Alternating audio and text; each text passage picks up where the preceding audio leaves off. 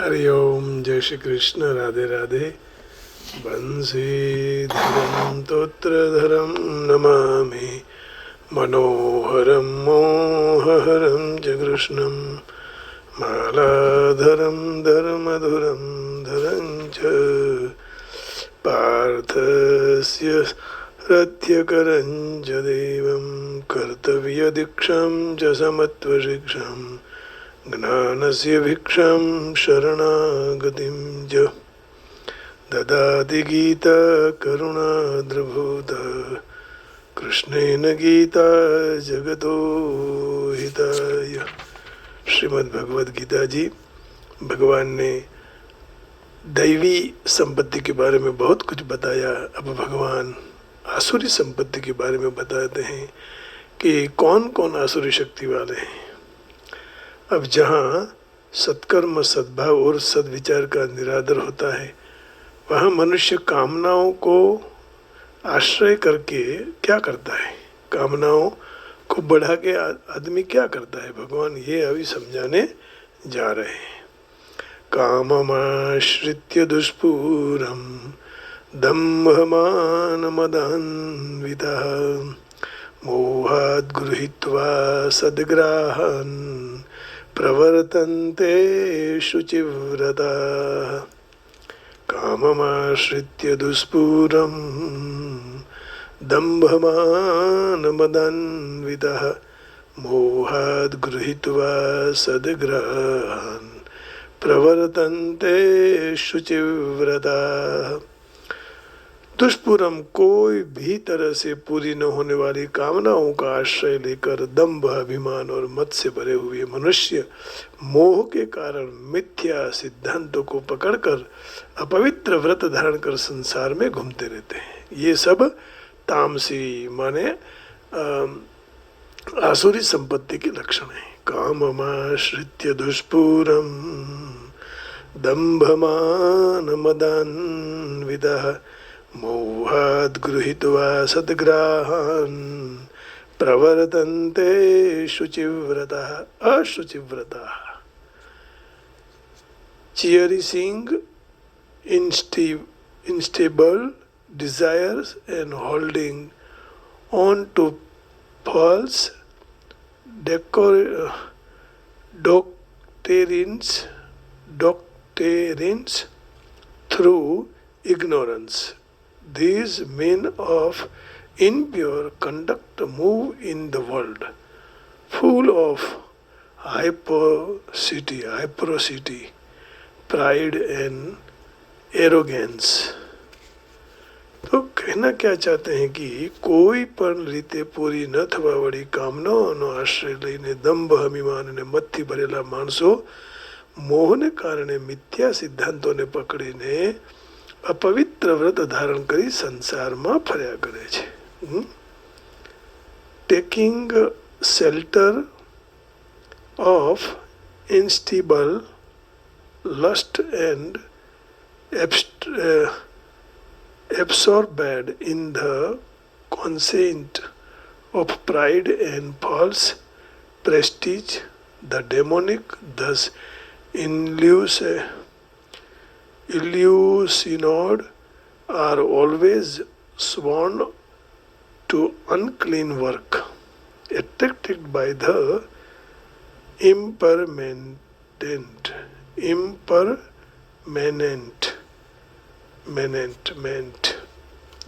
बहुत कठिन शब्द हैं ये आध्यात्मिक।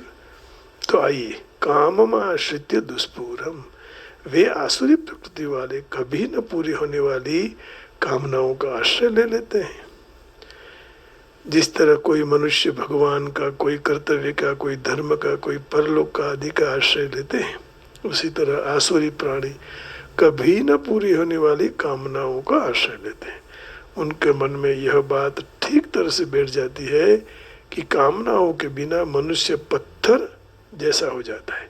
कामनाओं का आश्रय बिना मनुष्य की उन्नति हो ही नहीं सकती है। इसलिए जितने भी लोग, नेता, पंडित, धनिक जो हो गए, वह सब कामना के कारण हुए हैं।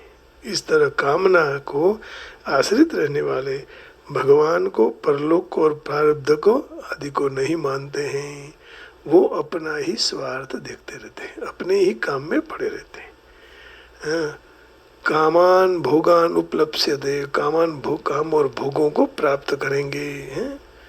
तो ऐसे कामनाओं की पूर्ति किसके द्वारा करनी, तो उनके साथी सहायक कौन है ये बताए। दंभमान मदान्विता, तो वे दंभ मान मद से युक्त रहते हैं, अर्थात मान मद उनकी कामना पूर्ति का बड़ है। जहाँ उनके साथ ऐसे बनने से अपना मतलब सिद्ध होता है, अर्थात धन मान बड़ाई पूजा प्रतिष्ठा आदर सत्कार वाहवा आदि मिलता है। वहाँ उनके सामने उनका ही अपना दिखाना वही दंभ है। ત્યાં તેઓની સામે તેવાઓ જ પોતાને દેખાડવો એ દંભ છે। अपने को बड़ा मानना, श्रेष्ठ मानना ये मान है। हमारे पास इतनी विद्या बुद्धि योग्यता है, इस बात के कारण उसमें नशा आ जाता है, ये मद है। और वे सदा दंभ मान मद में लिप्त रहते हैं, तदाकार रहते हैं। अशुचि व्रता, तो जैसे है वैसे नहीं दिखाना, उसी का नाम दंभ है। अपने को बड़ा मानना, श्रेष्ठ मानना मान है। हमारे पास विद्धि योग्यता आदि है, उस बात को उसमें जब नशा चढ़ जाता है उसको मद है। तो मान दंभ मान आदि से वो व्याप्त रहते हैं। अशुचि व्रता, उनके व्रत नियम बहुत अपवित्र होते हैं। जैसे इतने गांवों में इतनी गायों के वाड़ा बोलते हैं ना, उसमें आग लगा देनी है, इतने मनुष्य को मुझे मार देना है, यह वर्ण आश्रम आचार शुद्धि आदि सब पाखंडीबाजी है।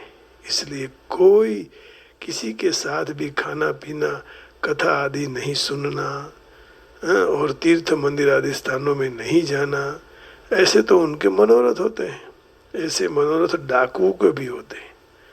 तो उनका ये नियम होता है, मार पीट के बिना कोई वस्तु वो नहीं देते हैं, या तो मार पीट करके ही लेते हैं, उसके बिना वो लेंगे नहीं। जहाँ तक वह उनको मारेंगे नहीं, फटका नहीं लगाएंगे, तब उसके उनके घाव में से खून नहीं टपकता, तब तक उनकी सारी वस्तु वो लेके ही रहते हैं। ये है अशुचि व्रता, किसी को दुख पहुंचाना। मोहात सदगृहित्वा सदग्रहण, मूढ़ता के कारण वे अनेक दुराग्रहों को पकड़ के रखते हैं। तामसी बुद्धि को लेकर चलना ही उनकी मूढ़ता है। तो भगवान इसी बात को 18वें अध्याय के 32वें श्लोक में पुष्ट करते हैं कि भाई ऐसा तो क्या है कि ये आसुरी वृत्ति वाले करते हैं, जो तामसी बुद्धि के लक्षण बता रहे हैं भगवान। अधर्मम धर्ममिति यः मन्यते तमसा वृथा सर्वार्थान विपरीतांश्च बुद्धिस्सा पार्थ तामसी। हे पार्थ, तमोगुण से गिरी हुई जो बुद्धि अधर्म को धर्म है ऐसा मान लेती है, सारे पदार्थों को उल्टा मानती है। आप किसी सीधी बात करो तो वो उल्टा मान, ये तामसी बुद्धि है। आप कहो मंदिर जाओ तो क्या कहे कि भाई क्या हम मंजीरा बजाने लग जाएं, हमें कोई घर में काम नहीं है, उल्टी बुद्धि। और सद्बुद्धि हो तो कहते हैं कि नहीं नहीं चलो आए हिंदू टेम्पल जाएं स्कॉटलैंड में और भगवान के दर्शन करेंगे। ये आसुरी वृत्ति वाले धर्म की बात करो को अधर्म को कहेंगे। हे પાર્થ, તમો ગુણથી ઘેરાયેલી જે બુદ્ધિ અધર્મને ધર્મ છે એવું માની લે છે અને બધા પદાર્થોને અવળા માની લે છે તે બુદ્ધિ તામસી છે। तो वह शास्त्र की, वेदों की, वर्णाश्रमों की और कुल परंपरा की मर्यादा को नहीं मानते हैं, परंतु उनसे विपरीत वर्तन में उनको भ्रष्ट करने में ही अपनी बहादुरी, अपनी ताकत, अपना गौरव समझ लेते हैं। वह अकर्तव्य को जो कर्तव्य और कर्तव्य को अकर्तव्य मानते हैं, हित को अहित और अहित को हित मानने लगते हैं, योग्य को अयोग्य और अयोग्य को योग्य मानते हैं। असद विचार के कारण उनकी बुद्धि का फिर पतन होता है। इसका अर्थ ये हुआ कि सबसे उल्टा ही करते हैं, सीधे रास्ते पर चलते ही नहीं है। तो वो कहने लग जाते हैं कि माता पिता का हम पर कोई ऋण नहीं है, उनके साथ हमारा क्या संबंध है। झूठ कपट बनावट करके धन किस तरह से प्राप्त हो, वही उनका दुराग्रह होता है।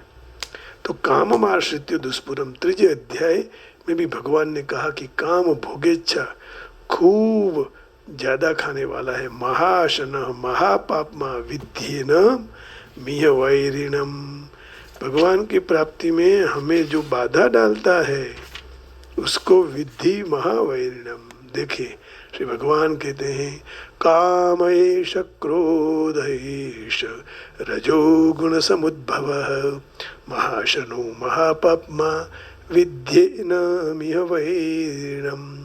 रजोगुण में से उत्पन्न यह काम अर्थात कामना ही पाप का कारण है और काम ही क्रोध में रूपांतर हो जाता है। बहुत खाने वाला और महापापी है काम। इस बाबत में इसको ही तो वैरी जान। यदि इच्छाएं ही खत्म हो जाए, इच्छा के मीनारे झूलते बंद हो जाए तो सब सुख ही है। इच्छा के मूल को काट दिया जाए तब वासना के वृक्ष कभी नहीं उग पाएंगे। आप मुक्त हो जाओगे, इच्छाओं से मुक्त होने का प्रयत्न करो। तो अग्नि कभी तृप्त नहीं होता है, वैसे कामना वाला कभी तृप्त नहीं होता है। दुष्पूरेण नलेन च, तो यही तीसरे अध्याय के जो 38वां श्लोक था, अब 39वां श्लोक में यही बता रहे हैं। तीसरे अध्याय का 37वां श्लोक था, अभी 39वां श्लोक। आवृतम ज्ञानमेतेन ज्ञानिनो नित्यवैरिणा कामरूपेण कौन्तेय दुष्पूरेण नलेन च। ये कौन्तेय, यह अग्नि की तरह कभी भी तृप्त नहीं होने वाला है। अग्नि में आप कितना भी घी डालो बढ़ेगा ही। काम भी ऐसा है, कामनाएं भी ऐसी हैं, इच्छाएं ऐसी हैं। हविषा कृष्णवर्तमेव भूयैव अभिवर्धते, जैसे अग्नि में घी डालने से अग्नि बढ़ता है, उसी तरह कामनाओं में कामना डालने से वह बढ़ जाती हैं। विवेकियों के काम रूपी नित्य वेरी के साथ, वेरी के द्वारा उस मनुष्य का ज्ञान विवेक ढक जाता है, फिर हम सब हमारे सबके ज्ञान ढक जाते हैं। आवृतम ज्ञान में तेन ज्ञानिनो नित्य वैरिणा कामरूपेण कौन्तेय दुष्पूरेण नलेन च।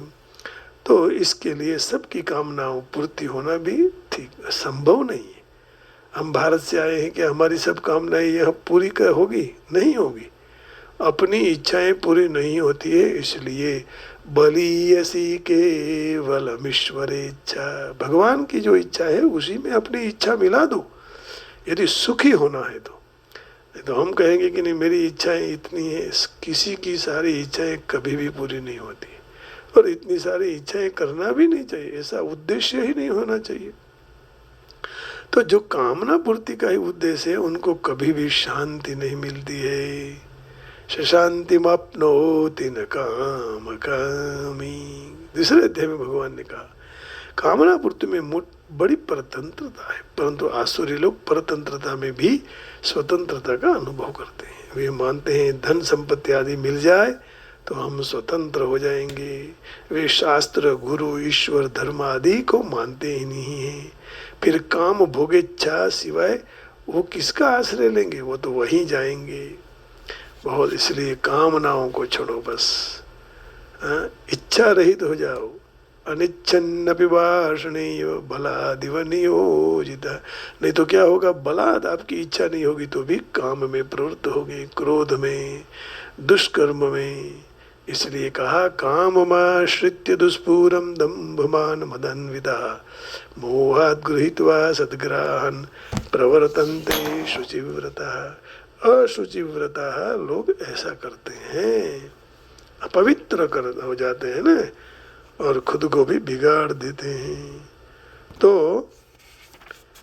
यह 9वें अध्याय में भी भगवान ने आसुरी लोग कार्य में जो व्यस्त रहते हैं, जगत के विनाश के प्रति वो चले जाते हैं। भगवान इसलिए कहते हैं कि वो कम बुद्धि वाले हैं, भौतिकवादी, जिनको ईश्वर की कोई कल्पना नहीं होती। वो मान लेते हैं कि वो स्वयं प्रगति कर रहे हैं, कोई करने वाला नहीं है, मैं ही सब कर रहा हूँ। तो भगवत गीता के हिसाब से तो बुद्धिहीन और समझन रहित लोग ऐसे सोचते हैं, जगत को ज़्यादा से ज़्यादा भोगने का प्रयत्न करते हैं और इंद्रिय तृप्ति के अर्थ के कोई नवा संशोधन करते रहते हैं।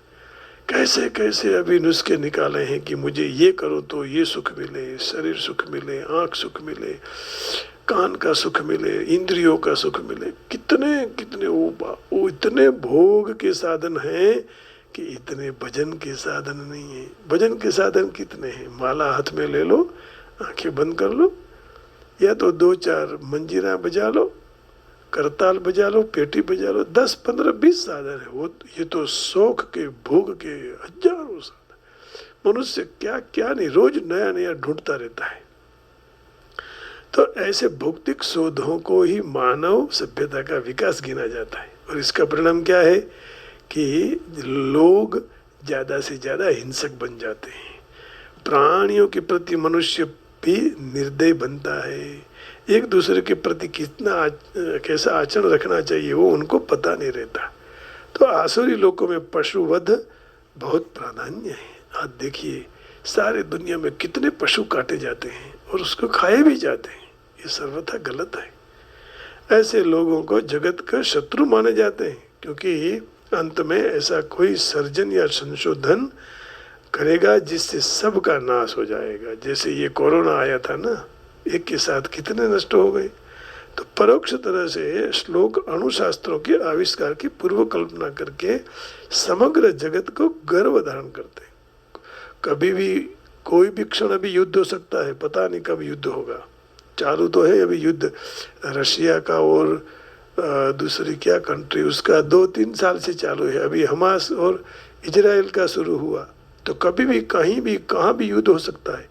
और 25 से 30 तक तो सब संत बता रहे हैं कि बहुत महामारी युद्ध होने वाले हैं। जो भगवान का भजन करेगा वही बचेगा। और केवल भजन नहीं, जो भजन करेगा सत्य, नीति और धर्म के रास्ते पर चलेगा वही बचेगा। तो अणुशास्त्र का विनाश, अणुशास्त्र विनाश करेगा, विनाश को सर्जित करेगा।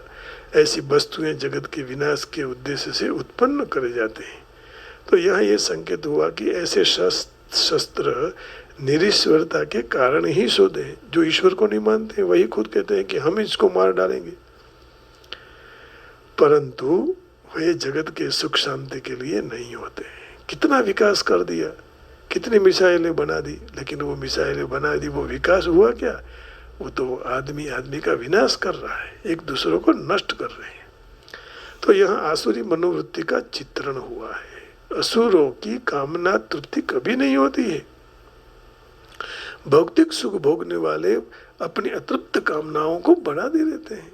क्षणिक वस्तुओं को स्वीकार करने से वह सदा चिंताग्रस्त रहते हैं, फिर भी मोहवश ऐसे काम करने चालू रखते हैं। अज्ञानी, इसलिए अपने अयोग्य रास्ते पर वो जा रहे हैं। समझ नहीं सकते हैं कि क्षणिक वस्तुएं स्वीकारने से उनका अपना ईश्वर का जो है, क्षणिक वस्तु स्वीकारने कारण वह તેઓ તેમના પોતાના ઈશ્વરનું खुद मैं ईश्वर हूँ ऐसा निर्माण करते हैं। अपना मंत्र जपते हैं, तदनुसार कीर्तन करते हैं। तो उनका परिणाम ऐसा आता है कि ये दो वस्तुएं प्रति ज़्यादा आकृष्ट होती है, काम, भोग और धन संपत्ति संचय। इस संबंध में अशुचि प्रथा शब्द महत्वपूर्ण है। उसका अर्थ है अपवित्र व्रत। ऐसे आसुरी लोग दारू, स्त्री संग, अपनी स्त्री नहीं दूसरों की परस्त्री संग, जुगाड़, जुआ, ये कसीने सब बने हैं नहीं यहाँ। मांसाहार के प्रति आसक्त है। उनकी अशुचि माने अपवित्र आदतें हैं ये।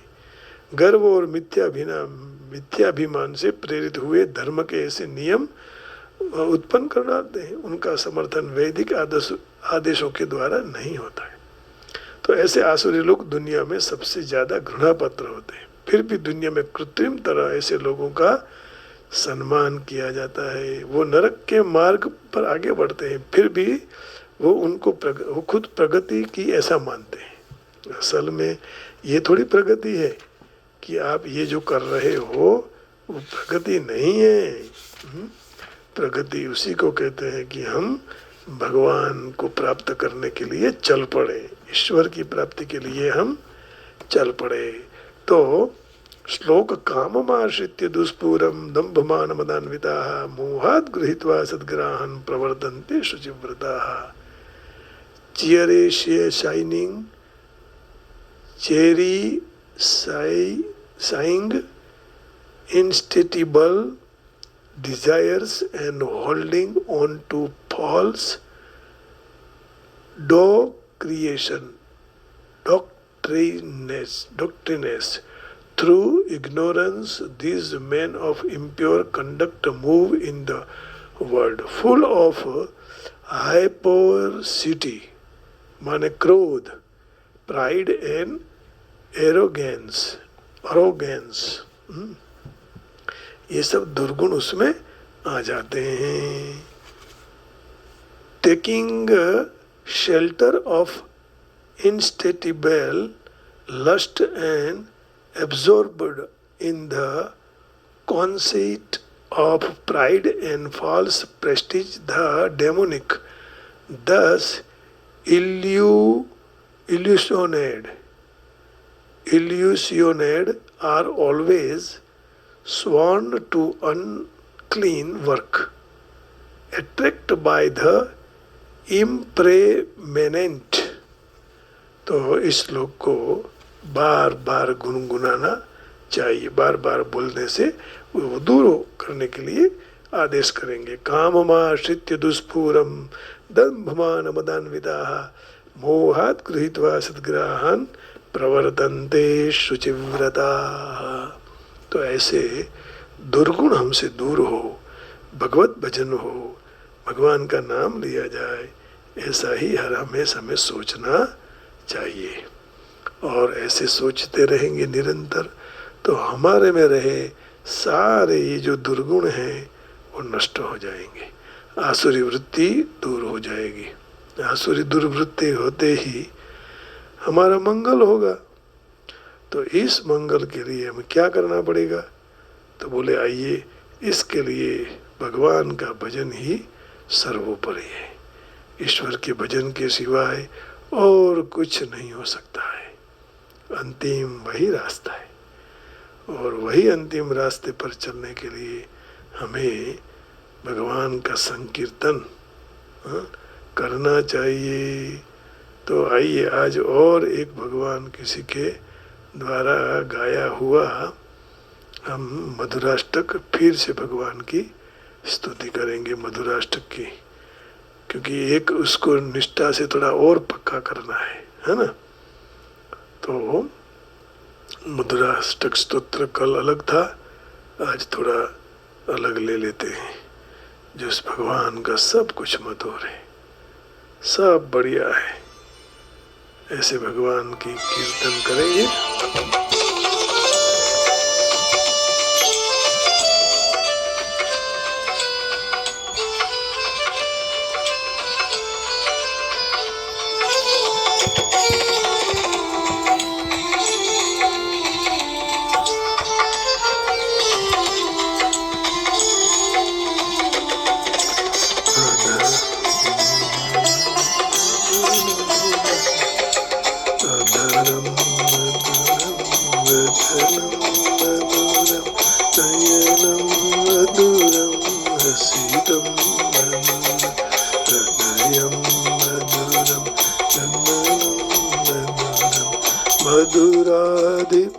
मधुराधिपतेरखिलं मधुरं मधुराधिपतेरखिलं मधुरम्।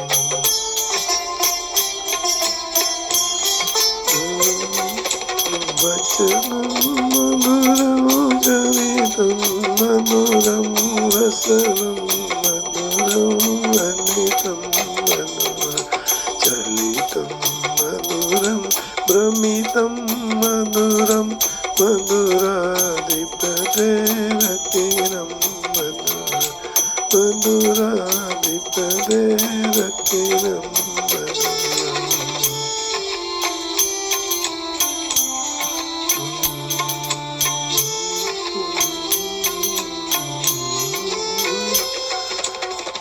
वेणुर्मधुरो वेणुर्मधुरा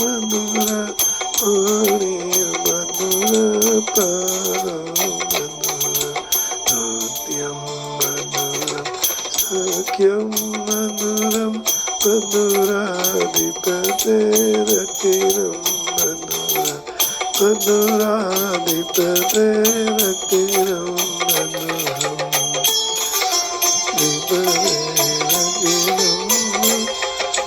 गीतं मधुरं गीतं मधुरं भूतं मधुरं सुतं मधुरं रूपं मधुरं तिलकं मधुरं मधुराधिपते रकिरं मधुराधिपते रकिरं मधुरम्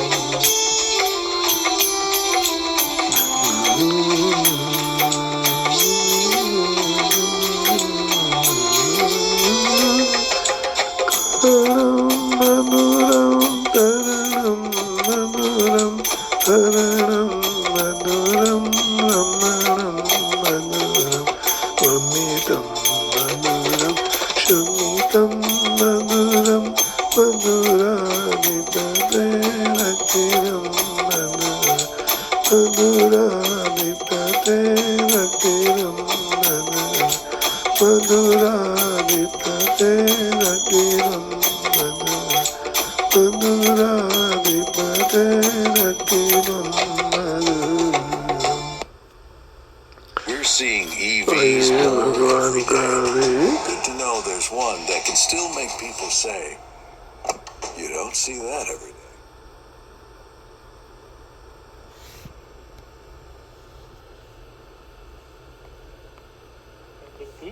कृष्ण आरती हे गोपाल कृष्ण करो आरती कराओके बनाने की तो मैंने आरती का कराओके बनाने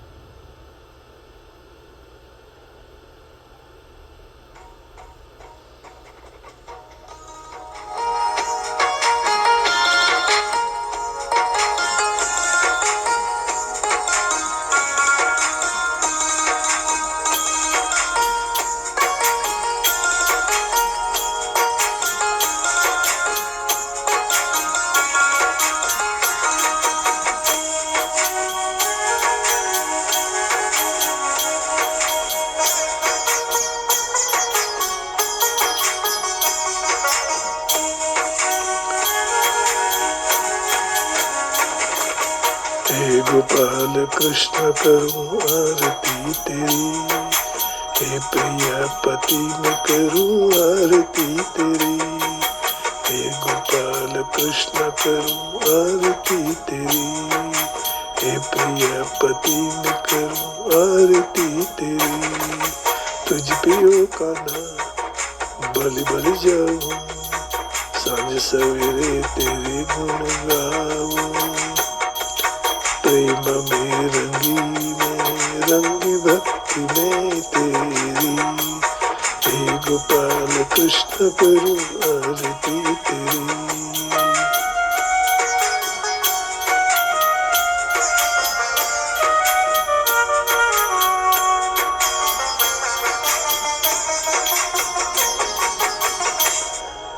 हे मति का कृष्ण है तेरा मन प्राण भी तेरे।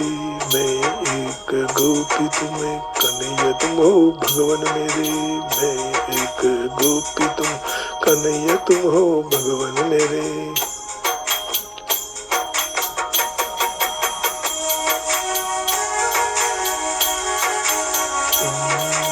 ये मति का कौन है तेरा मन ओ प्राण भी तेरे। मैं एक गोपी तुम हो कन्हैया तुम हो भगवान मेरे। तुम हो भगवान मेरे। कृष्ण कृष्ण कृष्ण कृष्ण कृष्ण कृष्ण कृष्ण आत्मा मेरी। हे गोपाल कृष्ण करूं आरती तेरी।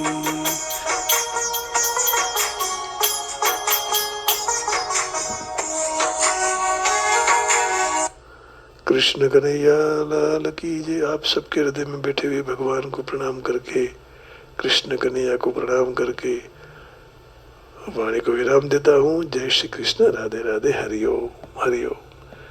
जय राम जी की, जय राम जी की, राम राम जी, जय योगेश्वर, जय गिरनारी। ओम नमः शिवाय, हर हर महादेव, हरिओम। राधे राधे राधे राधे।